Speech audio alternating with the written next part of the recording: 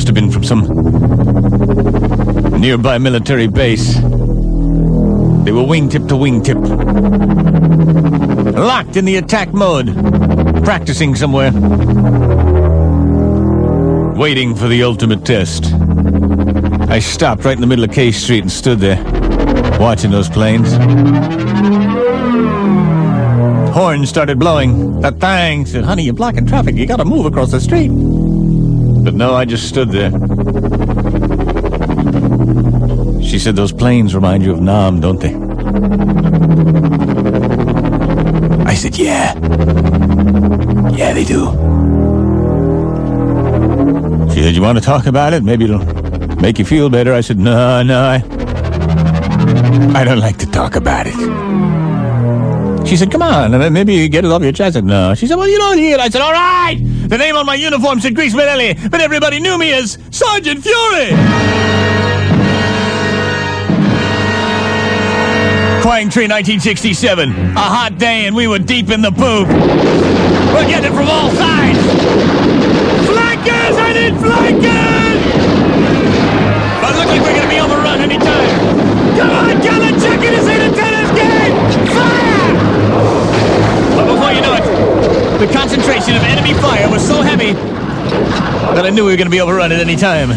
So I grabbed the walkie-talkie. I said, this is Bravo 1 Ranger to carrier support. We need napalm. We need it now. Roger, Bravo Force 1. This is Carrier. Unfortunately, we can't send you any help right now. The pilots are having breakfast. As soon as they finish their breakfast, we'll get them right out to you. Roger, is that in the firm? I said, wait a minute. For crying out loud, you hear that? You hear that?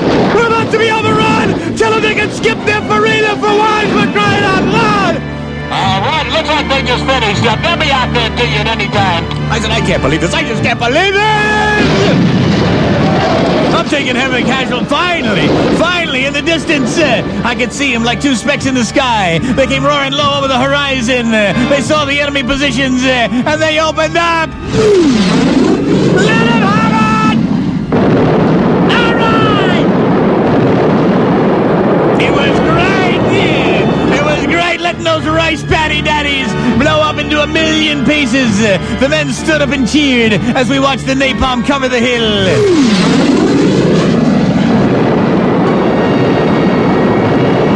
And we knew we'd live to fight another day. Well, as the plane was passing by, the plane that gave us the napalm, we saw a surface-to-air missile blast off the ground. We saw that hot red ball of fire. I thought, my God, I could see the pilot taking evasive action. I could see him moving to the left, move to the left, move to the right, move to the right, move to the left, move to the left, move to the right. But no, that surface-to-air missile stuck with him, and finally... Scratch one, Skyhawk! But then I saw a chute open up. And sure enough, here comes Flyboy drifting down. He grabbed his impact flight walkie-talkie and said, this is Commander Johnson. I've just been shot down. Can I get some ground support? There's NVA all over the place. I said, come on, Marines! We marked the coordinates on the map, and we went in there screaming!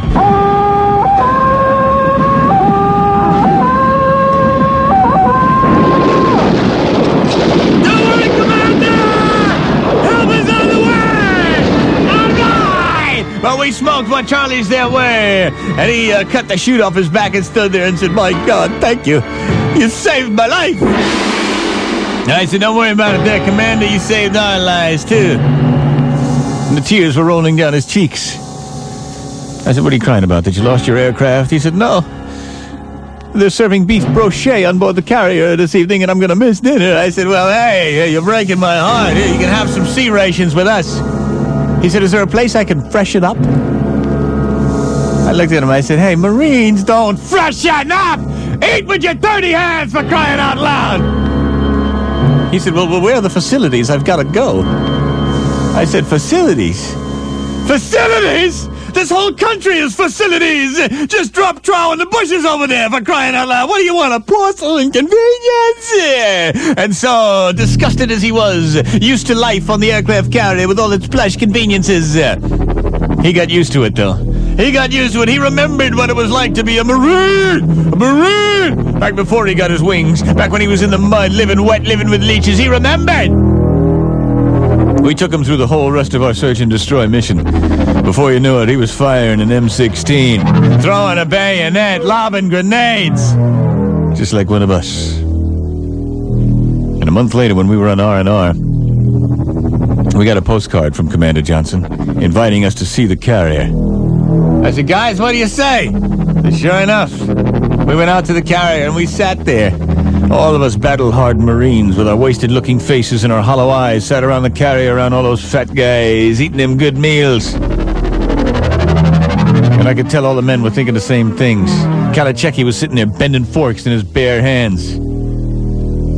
Robinson got so mad he went to sip some of the white wine they served us and bit half of the glass off. Shapiro was retching in the head.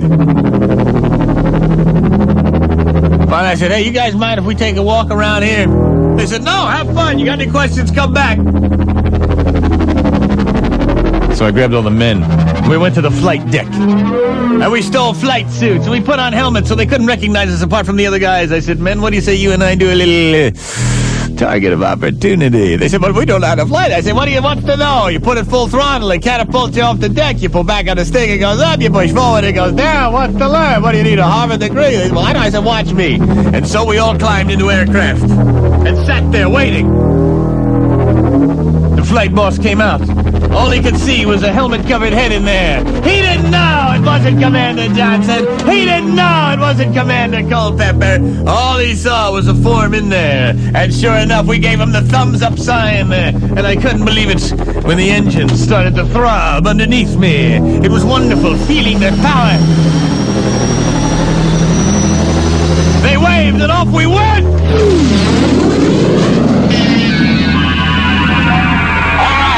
Get up on deck there. Just hang on. Watch it. Shapiro, Kalachecki, find this shit. Watch it right back there. Through the red zone. Blast off out of there. And sure enough, one by one, we took off. One by one, we took off. We heard the call from the carrier. Attention, unauthorized use of aircraft. Keep in mind, radar shows you in Hanoi. Hanoi is an unauthorized target. Repeat, return to carrier immediately. I keyed my mic and I said, Hanoi just became authorized. Come on, man, Marines! Yeah!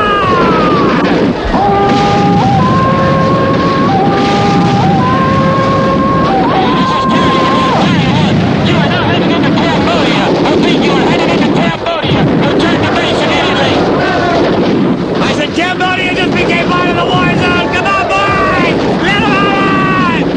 And so, we did what we'd always dreamed of doing. We took the war into our own hands. I noticed the fuel was getting a little low, so we headed back to base.